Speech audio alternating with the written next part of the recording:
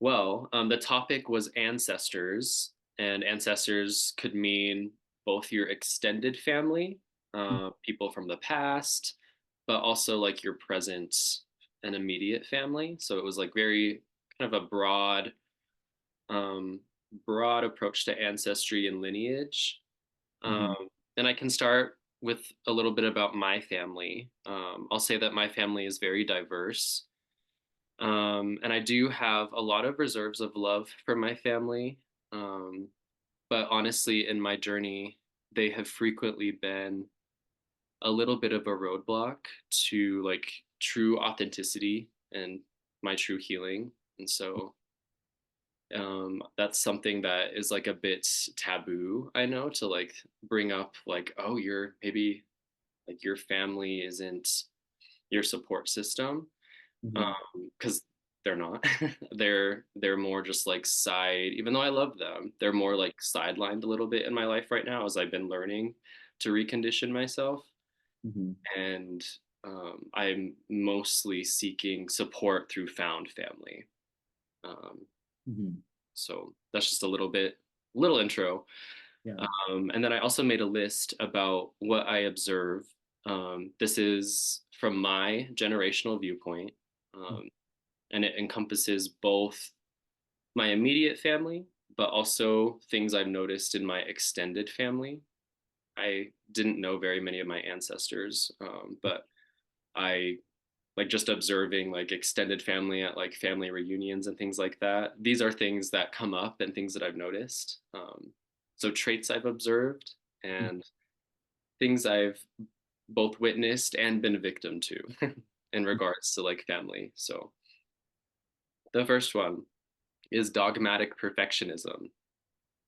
This I feel very much comes from coming from a Mormon family, and um, it's also something that's like pretty white. I'd say like a kind of a white.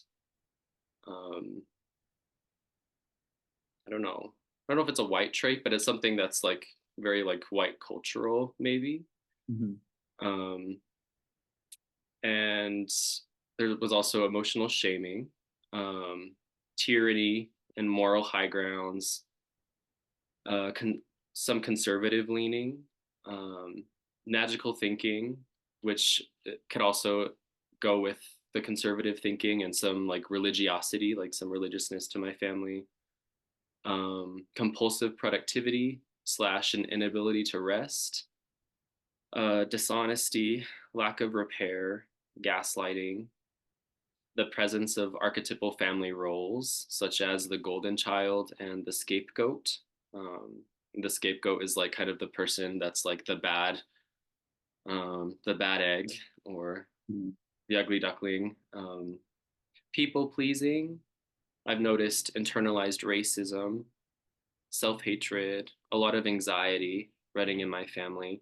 And these all sound so negative, but um, I guess it's more through like a lens of mindfulness that I'm bringing these up. And like these are just things like I've noticed, been curious about.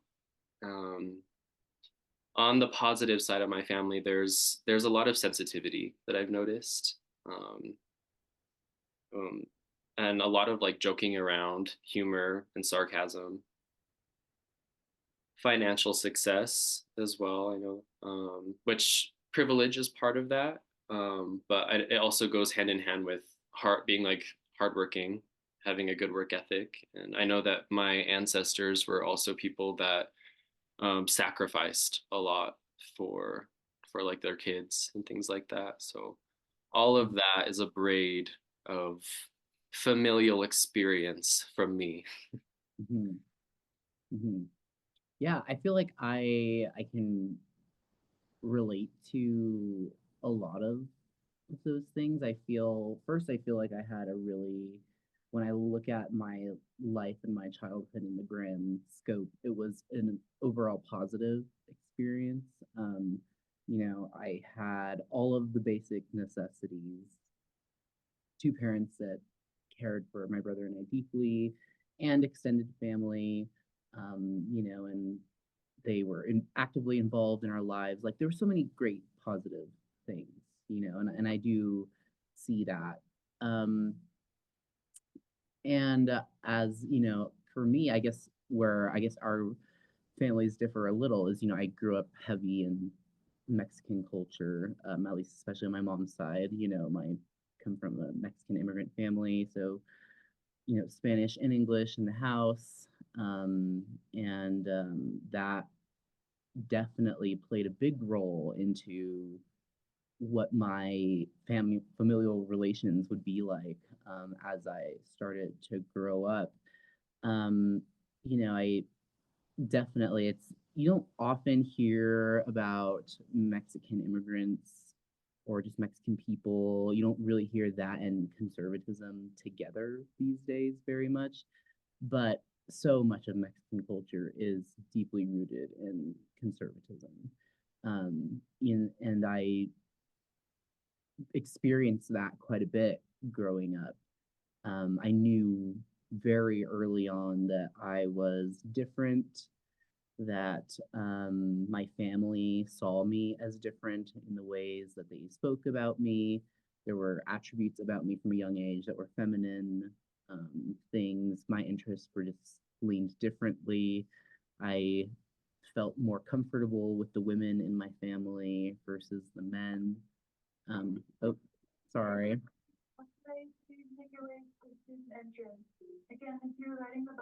Sorry. You're good. No, this is like this I could edit out.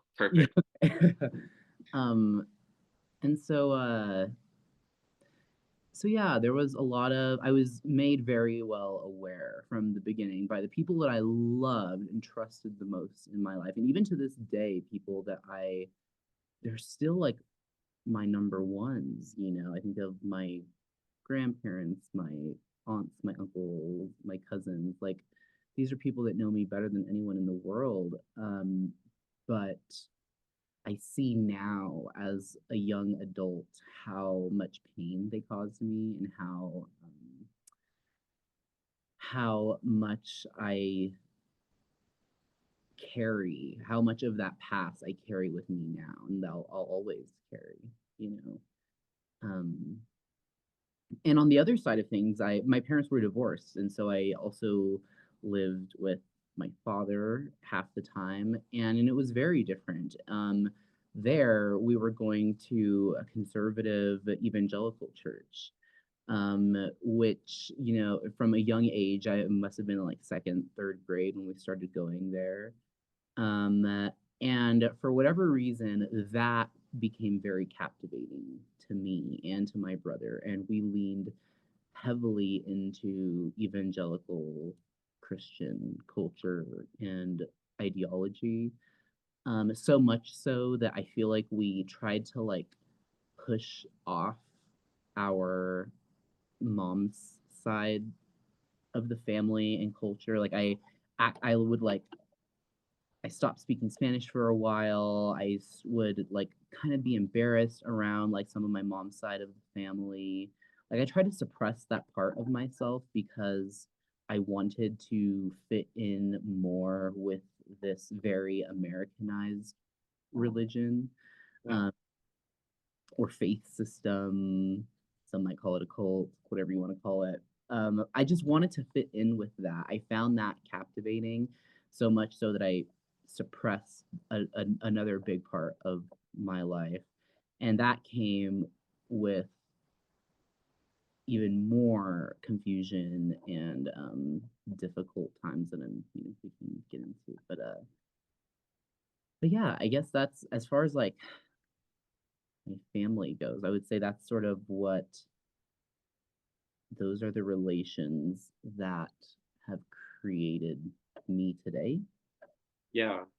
Yeah. There's a lot of shared experience between us, even though I never learned Spanish. My mom carried it, and she's pretty brown. We're Ecuadorian in our family, but she never really passed on that culture.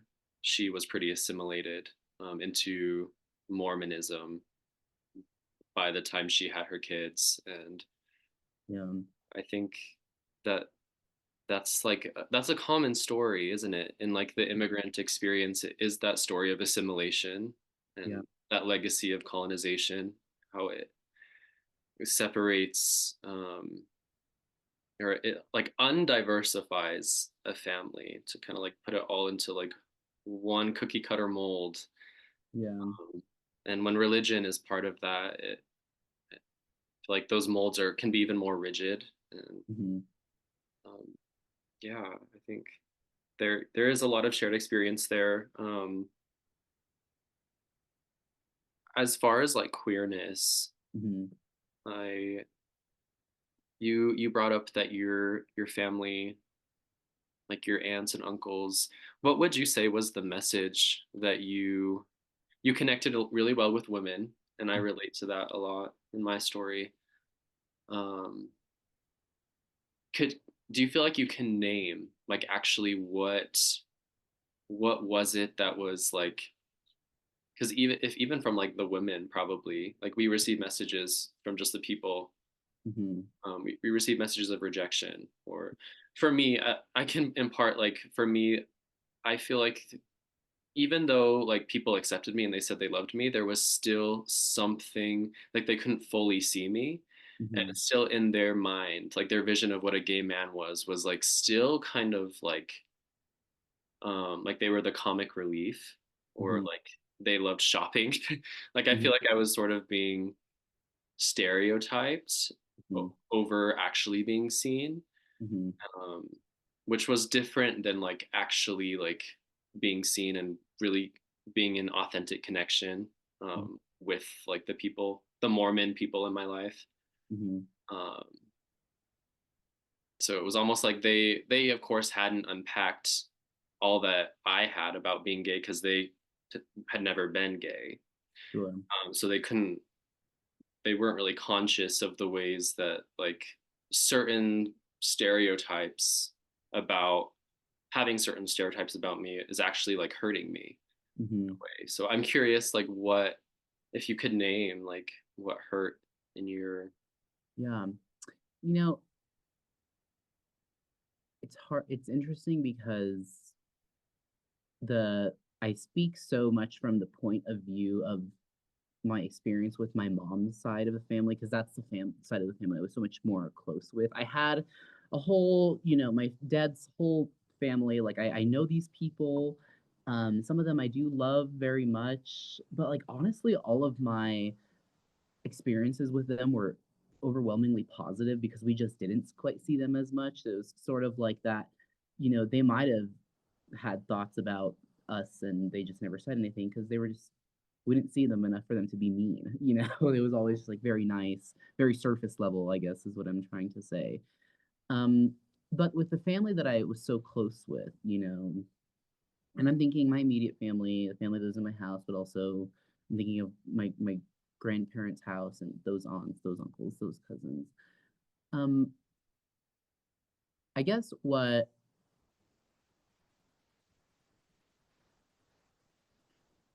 I there was representation of men and women in that family, and I always gravitated toward the women because I wasn't quite so willing to um, engage in what boys found interesting.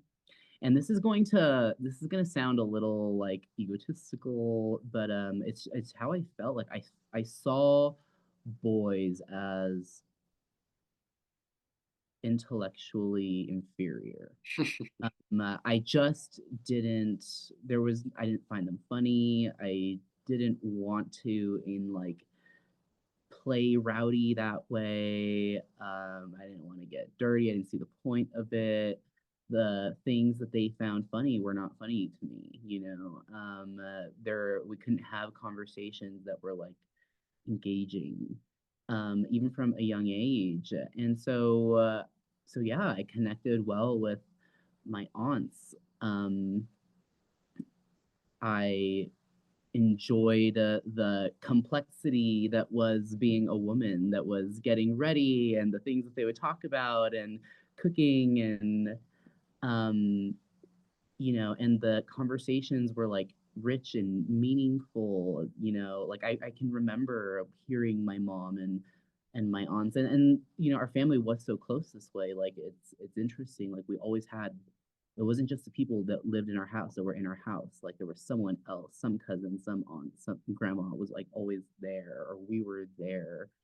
Um, but all of that said, I was still, no one ever came out to me and said like, hey, you are different because you're gay.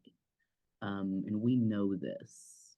It was always sort of made known to me because the pants I was wearing were tight, or because of the shirt I was wearing was pink, or because of the way I walked or the way I talked, and someone would make some like little joke about it. And they would make known to me that I was different from my brother, you know, that um, and everyone would just sort of laugh about it. And over time, I kind of learned to go along with that. I learned to show that I wasn't affected by that, even though I was. Um, and I also learned to not deny the fact that I was different, but to keep going, to persevere, and to do better in other ways. And so, for instance, I feel bad to say this, but like, sure, you can say that I'm not quite as manly as my brother, but I'm gonna get way better grades than he gets. You know, sure, you can say that um, whatever about me than him, but I'm gonna be way better at this sport than he is. Like I was always competing with the other boys that I was compared to, and I felt this need to like be better than them, so that I could show my family, particularly my family, like yeah, I might be different from them, but I'm gonna surpass them in like these other ways. Yeah, I think that that's so common. And what the word for that I think is overcompensation, and like I mean perfectionism drives a lot. I notice this in my own life. It was never safe to not be perfect. Like it was endangering to be anything outside of what was expected of Mm-hmm. me, both in my family but also in society. Like we all, it's endangering to Yep. like break a mold in a way. And so through like overcompensation and perfectionism, I think that yeah, it's a very adaptive and like very common Yep. response. It's one of the things that now as an adult I struggle with most. You know, something that you were talking about earlier, I'm 100% a people pleaser. And I resonate so highly with perfectionism. The idea of letting anyone down is so difficult for me. And anything I take on, I feel like I have to do it perfect or better. And I really do feel like that comes directly from a skill that I've been doing my whole life, which is overcompensating. It's it's I feel like that leaves so much fuel for like an inner critic to like take. I don't know if you seem like you you are strong in like self-love, but also I know we all have an inner critic. But I know that like when you're constantly expecting perfectionism from yourself or like that, there's a lot of room for like failure there because perfectionism doesn't exist. And then like the poisonous inner critic comes in and tells you like, oh, Mm. well, you didn't, Sam, you didn't nail those notes at karaoke. Yeah, What the fuck is wrong with you? yeah, yeah.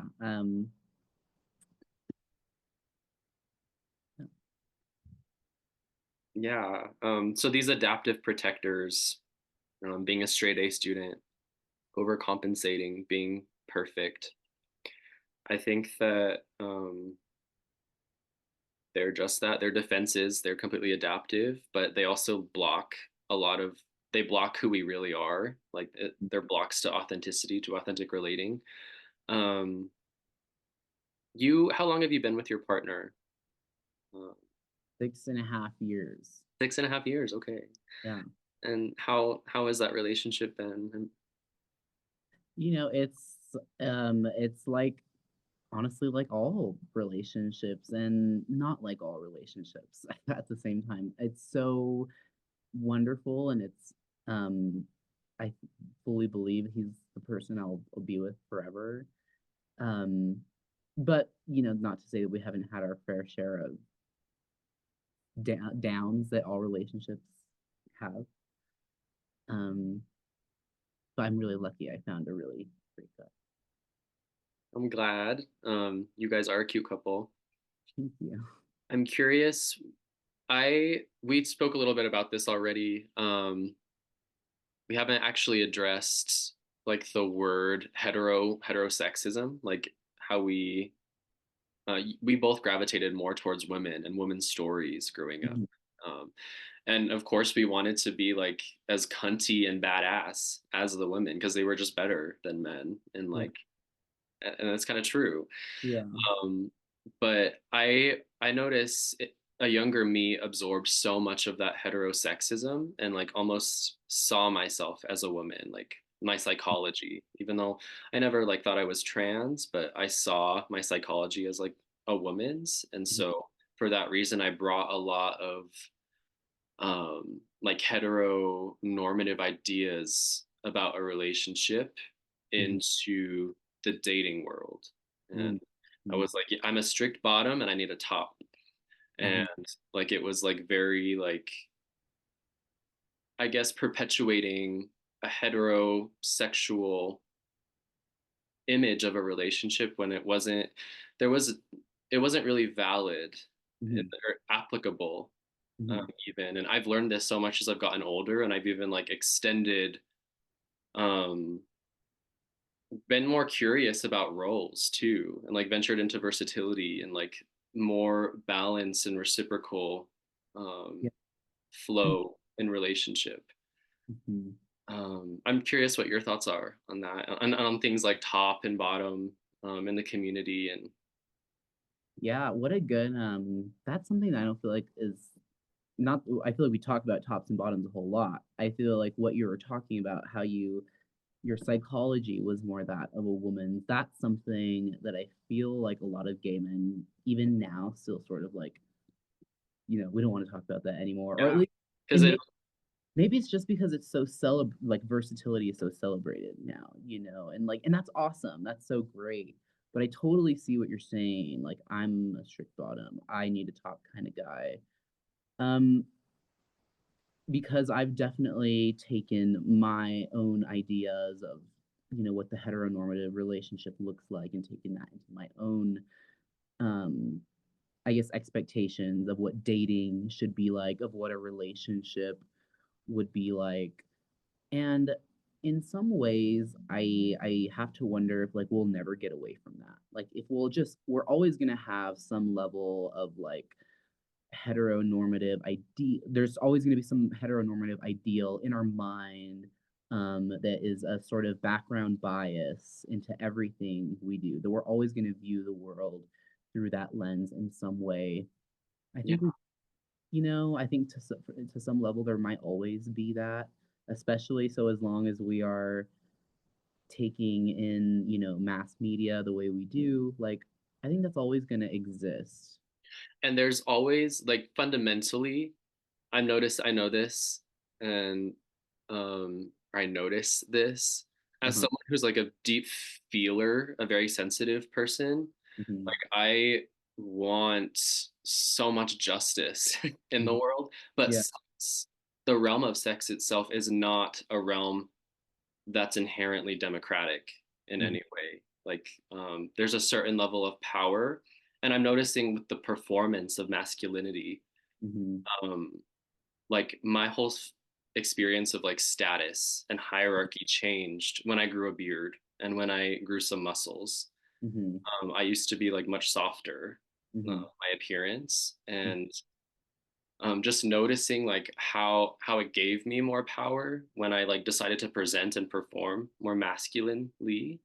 Um, it's both. It's something that, I mean, masculinity can be something very beautiful, and you can navigate it with grace. Hmm.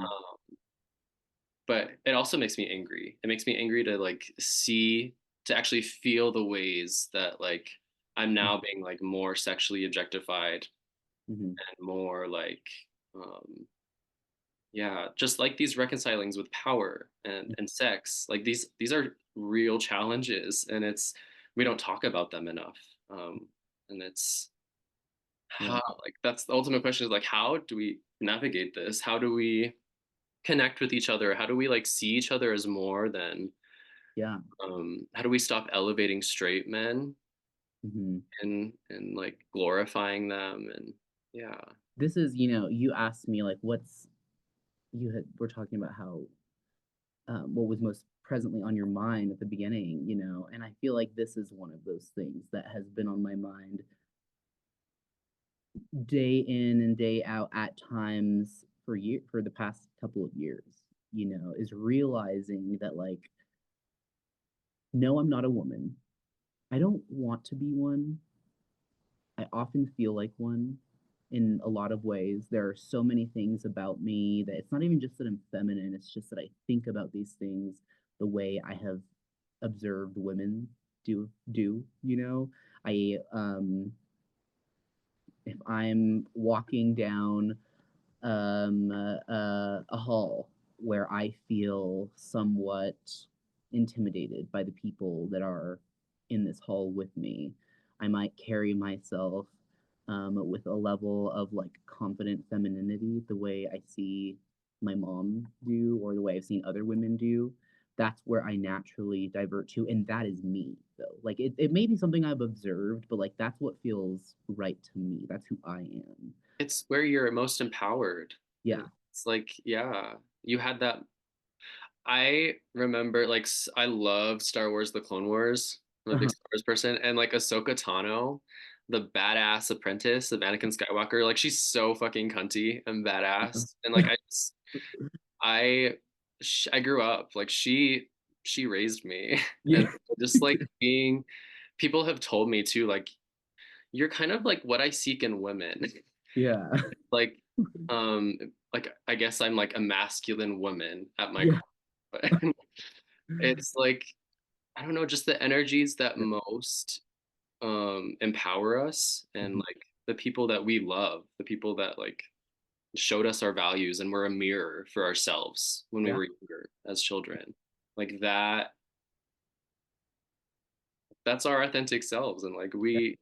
we deserve to be celebrated for that. Right. And yeah. Absolutely, and so like I think of this every day and I'm like, what part of me, if I'm upset that the world views me in that moment, whatever, that walk down the hallway, they saw me as feminine, like, is this something I feel like I need to change about myself? Is that something that's out of line with who I am? Because there have been things that I realize like are out of line with me, which we can talk about in just a sec. But that's not one of them. Like there, so it's me always thinking about, okay, am I trying to be a woman right now? Does this have anything to do with like gender and sex at all? Or is this just about me? What do I want to do? If I decide to sit in this chair like this right now, am I doing this because I'm having this interview with you right now about the topics that we're having them about? Um, or am I doing that because it's something that I want to do because it's who I am? And so I think when you sort of like frame it in that way, I hope that we make the right choices. To bring it back to relationships, yeah, I'm most attracted to masculine presenting men. That's not to say that I don't find men who appear feminine aren't. I not to say that I have never found men who present in a feminine way attractive. But yeah, that's what I am attracted to. You might even say unfortunately, because some of those men, but And so does that necessarily mean he's a more top-oriented man? Maybe, maybe sometimes. Um, uh, but is that me? If I found myself single again, um, I have to ask myself, if I'm going to go on a date with a guy, if I'm going to agree to see a guy, if I'm going to agree to be in a now committed relationship with said person, is it because I'm trying to fit some mold of what I think a heteronormative relationship is for gay men?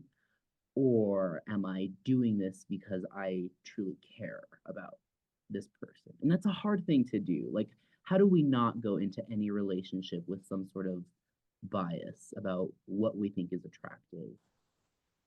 When it comes to what and who I find sexually and emotionally attractive in a partner, perhaps there is some evolution of that throughout our lives, but I almost feel like it's kind of set. Like there isn't a whole lot of variability or like room for change there. The kind of man that I find attractive is most likely going to stay somewhere around the same. The preferences that I have in men physically, the preferences that I have in men emotionally, their sort of like demeanor and way about them. I sort of feel like those things are more or less going to stay the same, set in stone. Yeah, it's completely valid. Like we see beautiful men growing up, and it's like masculinity. Masculinity is beautiful. Mm-hmm. Um, I don't think that it's necessarily our job to change who we're attracted to. It's there's been this deep inner grapple in my life, because there's so many masculine men that I'm attracted to that are beautiful, but that are very unavailable, and that I know like they would abuse or neglect, or like it's like some sort of repetition Mm-hmm. of my childhood that will play out, and so I actively refrain from that. Mm-hmm. Um, the pattern of my attraction has kind of followed that, so I guess like so long as it's like a true preference, there's a difference between bias and preference. Mm-hmm. Preferences are completely valid. Mm-hmm. um, I think that where it gets tricky is when there is bias. I think there is a lot of bias in the community in general, that is unconfronted and unresolved trauma too. Like I just described, like maybe people chasing the same patterns of like, or tropes that played out in childhood of like emotionally, yeah, it's what's familiar in our nervous systems. If there was like no communication, no safety, we never had safety modeled to us. Like Mm-hmm. we're going to pursue relationships that mirror that. Right. And there's a lot of dysfunction that could come Yeah. in that case. But um, I like masculinity is beautiful, and it I think it's there's just way it's way imbalanced the way that it's valued and placed above femininity. And Yeah. I notice of certain biases, like all feminine gay men are bottoms. Like Mm-hmm. that's a big bias Sure. that emanates in the community that's I've had for a lot of my life. Just assuming that someone is a bottom because they're feminine, and Mm-hmm. then bottom shaming, like being like, oh well, you're no use to me because you're a bottom. Sure. It's like it's very superficial, Yeah. and then it's also just people choosing relationships based solely on like a sexual position, which like there's so much more to getting to know someone. There's so much more to sex. Mm-hmm. Like sex doesn't have to be penetrative. Like Sure. there's so much more that I think that like my younger self never knew these things. Like, Mm-hmm. 'cause was I worked with the cards I was dealt with, like the heterosexual culture, and with just the way gay men treated me in general. Yeah. There was a lot of rejection, and I was rejecting a lot of people. So it's Yeah. And none of this, I mean, no one teaches you how to do any of this. All we are given is the heterosexual version of romance and sex, as kids anyway, especially when you're in the closet. I mean, you have to just pretend to go along in this world, like normal. And to you, even though you know who you are inside, when someone asks you what's normal, you're gonna say it's that heterosexual relationship. And that's the sort of ideal you construct in your mind and that you go out into this world with as an 18, 19-year old, Um, at least that's the way it was for me. Yeah, yeah. So much is lost in that, just that emptiness of like never having. Did you know very many queer people growing up? Did you know? No, um, I graduated from La Cueva High School, and it was predominantly white school. Um, very big Christian community. So all that to say, no, I didn't know a lot of queer people growing up. There were kids that you figured, and I'm sure I was one of those kids for the rest of them. But at least to myself, I was in the closet.